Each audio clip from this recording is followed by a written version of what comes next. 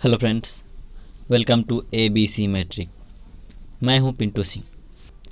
दोस्तों, आज हम लोग कक्षा 8वीं की गणित BTBC यानी Bihar text book publishing corporation limited Patna द्वारा प्रकाशित बुक का जो है कुछ क्वेश्चन को जानने वाले हैं।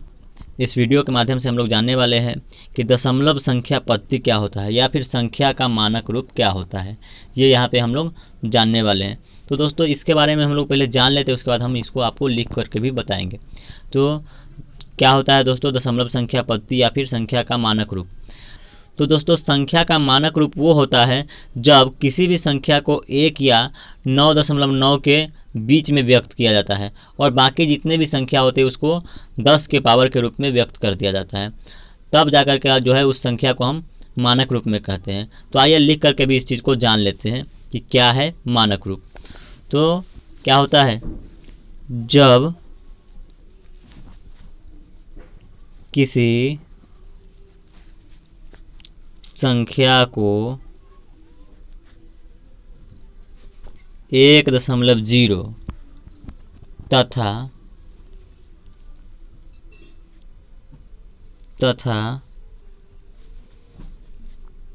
9.9 या इसके बीच की एक दशमलव संख्या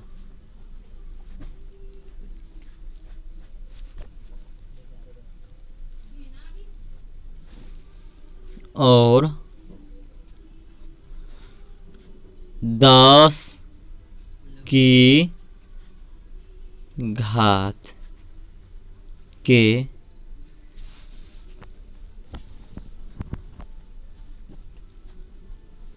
गुणनफल के रूप में व्यक्त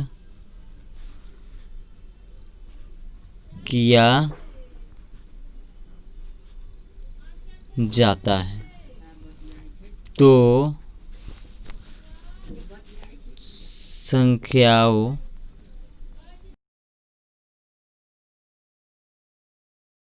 के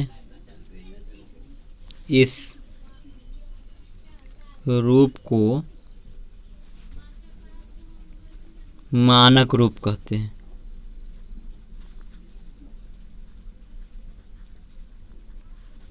इसी को स्टैंडर्ड फॉर्म भी कहा जाता है। दोस्तों, आइए एग्जाम्पल के तौर पे इसको जान लेते हैं कि किस प्रकार से हम लोग जो है मानक रूप में किसी संख्या को लिख सकते हैं। तो मान लेते हैं कि कोई संख्या हमको दिया हुआ है 15,220।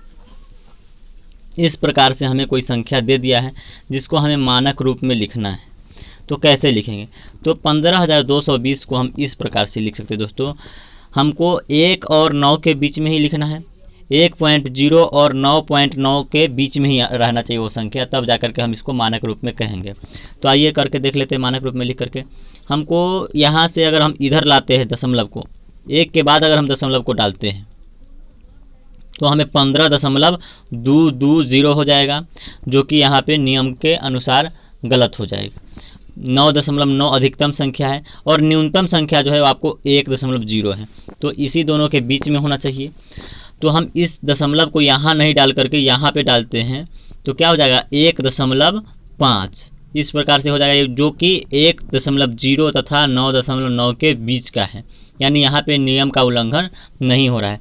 तो हम उसी क्रम में इसको भी यहाँ पे सजा सकते हैं।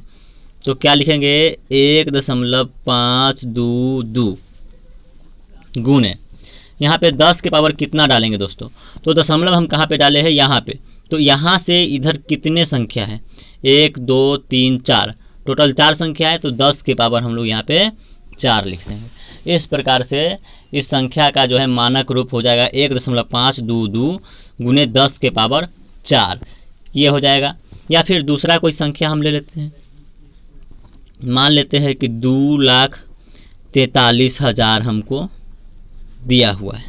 इस प्रकार से हमें कोई संख्या दिया हुआ है, तो हमें इसे मानक रूप में लिखना है। तो कैसे लिखेंगे? तो इसको भी लिखने का तरीका दोस्तों है, हम यहाँ से अगर डालते हैं तो बहुत ज़्यादा हो जाएगा, हमको 9 और 1 के बीच में होना चाहिए। तो कहाँ पे डालेंगे, अगर यहाँ पे डालते हैं तो 24 हो जाता है, जो कि 9 से ज़्यादा है। और यहाँ पे डालते हैं तो 1 से ज़्यादा है लेकिन वो 9 से कम है, यानी 2.4 हो जाता है इस प्रकार से। तो हम यहाँ पे ही डालेंगे जो 1 और 9.9 के बीच है, तो यहीं पे डालते हैं दोस्तों। तो क्या हो जाएगा 2.43, और ये 0 को तो हम छोड़ देते हैं जब दशमलव डालते हैं, तो गुने 10 के पावर कितना हो जाएगा 1 2 3 4 5, तो 10 का पावर 5 हो जाएगा इसका आंसर, यानी मानक रूप में। इस प्रकार से हम इसको यहाँ पे लिख सकते हैं। अब आपके मन में आता होगा दोस्तों कि दशमलव वाला अगर संख्या है तो उसको मानक रूप में हम कैसे लिखेंगे। तो आइए उसको भी हम लोग जान लेते हैं कैसे लिखेंगे। मान लेते हैं कि कोई संख्या हमको दे दिया कि ये पहला एग्जाम्पल था, ये दूसरा एग्जाम्पल, तीसरा एग्जाम्पल में हम दशमलव वाला को आपको दिखाते हैं। मान लेते हैं कि 0.432000 दे दिया, इसको हमको चेक करना है। तो हमने आपको थोड़ी देर पहले बताया कि दशमलव के बाद अगर कितना भी जीरो है तो इस जीरो का आप ख़त्म आसानी से कर सकते हैं। तो यहाँ पे दशमलव के बाद 3 जीरो है, जो कि हम नहीं लिखेंगे, यहाँ पे 0.432 ही लिखेंगे, क्योंकि दशमलव के बाद का जीरो को वैल्यू नहीं किया जाता है। अब बच गया क्या 0.432, इसका हम लोग निकाल लेते हैं कितना होगा मानक रूप में। तो 0.432 हमको क्या करना है कि 1 और 9.9 के बीच में ले जाना है। तो इस दशमलव को उठा करके यहाँ पर लाना पड़ेगा, क्योंकि 4.32 हो जाएगा। अगर इस दशमलव को उठा करके यहाँ पे लाते हैं तो 43 हो जाएगा, जो 9.9 से ज़्यादा है। तो हम इस दशमलव को सिर्फ और सिर्फ उठा करके यहाँ पे ले जाएंगे, तो कितना हो जाएगा 4.32 गुणे 10 के पावर कितना होगा। अब दोस्तों देखिए यहाँ पे दशमलव किधर के तरफ घसका है, बाएं से दाहिने के तरफ घसका है।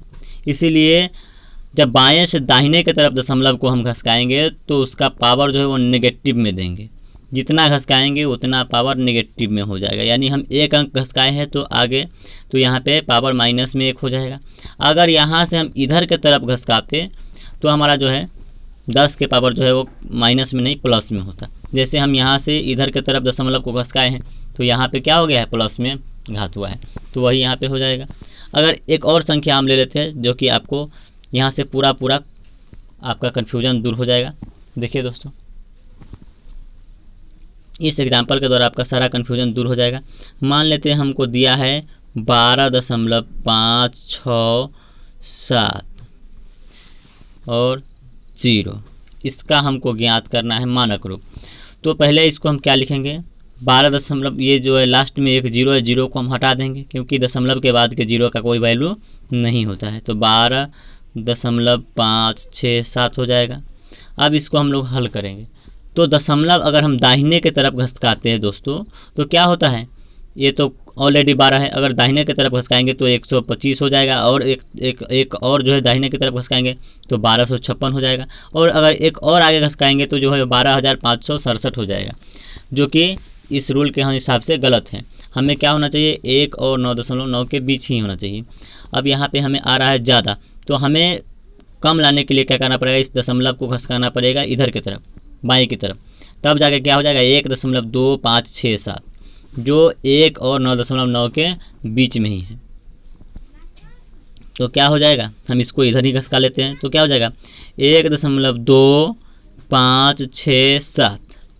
अब यहाँ पे हमें जो है 10 के पावर में क्या लिखना है, माइनस में होगा कि प्लस में। तो दशमलव को हम लोग दोस्तों दाहिने से बाएं की तरफ घसकाए हैं, तो क्या हो जाएगा पॉजिटिव में होगा, यानी प्लस में होगा। ये आपको यहाँ पे आ जाएगा। इस प्रकार से आप किसी भी संख्या का मानक रूप लिख सकते हैं आसानी से। अभी आप लोगों ने जो पढ़ा उस कॉन्सेप्ट के माध्यम से दोस्तों आप प्रश्नावली 10.2 को आसानी से बना सकते हैं। ये आपको क्लास 8 के जो है गणित है उसमें एक्सरसाइज 10.2 जो है वो इसी पे आधारित क्वेश्चन है। उसमें सारा के सारे क्वेश्चन जो है इसी पे आधारित है, इसी थ्योरम पे आधारित है। तो इस थ्योरम का उपयोग करके आप सारे क्वेश्चन का हल कर सकते हैं। जैसे उसमें से हम एक क्वेश्चन को ले लेते हैं 10.2 में, एक का पहला को ले लेते हैं। तो एक का पहला क्या कर रहा है कि 0.00, दोस्तों इसमें 0.80 दिया है, उसके बाद 4 दिया है, 1 2 3 4 5 6 7 8 और 4 इस प्रकार से दिया है। इसका हमें मानक रूप में इसको हमको सजाना है। तो कैसे सजाएंगे? तो सबसे पहले हम इसको क्या करेंगे, दशमलव के दाहिने तरफ जो है बहुत सारा जीरो है, उसके बाद 4 है। तो 4 के बाद अगर कितना भी जीरो होता तो उसको हम लोग नहीं लेते, लेकिन यहाँ पे जो दशमलव के बाद जीरो है और उसके बाद अंक है तो इस जीरो का यहाँ पे मायने है। तो इसका हल हम लोग कैसे करेंगे दोस्तों, यहाँ पे दशमलव को हमें दाहिने की तरफ घसकाना पड़ेगा, क्योंकि बाएं की तरफ कोई भी अंक नहीं है। हमें करना क्या है, 1 और 9.9 के बीच में ले जाना है संख्या को। तो 1 और 9.9 के बीच में ले जाने के लिए इस दशमलव को उठा करके यहाँ पे लाना पड़ेगा। अब कितने अंक उधर ले जाना पड़ेगा वो देख लेंगे। तो पहले हम इसको घसका लेते हैं। तो क्या हो जाएगा, 4 दशमलव, इसके बाद कुछ नहीं है तो जीरो डाल देंगे, गुणे 10 के पावर कितना लिखेंगे दोस्तों।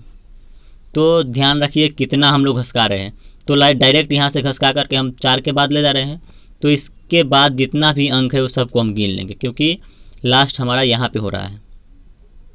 तो 1 2 3 4 5 6 7 8 9, यानी 10 के पावर माइनस में 9 हो जाएगा, क्योंकि दशमलव को हम दाहिने की तरफ घसकाए हैं। अगर बाएं की तरफ घसकाते यही तो हमारा 10 के पावर प्लस में 9 होता। यहाँ पे क्या हो जाएगा, माइनस में 9 हो जाएगा, और ये इसका आंसर हो जाएगा दोस्तों। तो इसी प्रकार से आप अगले क्वेश्चन का भी सॉल्यूशन करते रहिए, और हमारे चैनल को सब्सक्राइब कीजिए, लाइक कीजिए, और इस वीडियो को ज़्यादा से ज़्यादा लोगों के पास शेयर कीजिए दोस्तों। धन्यवाद।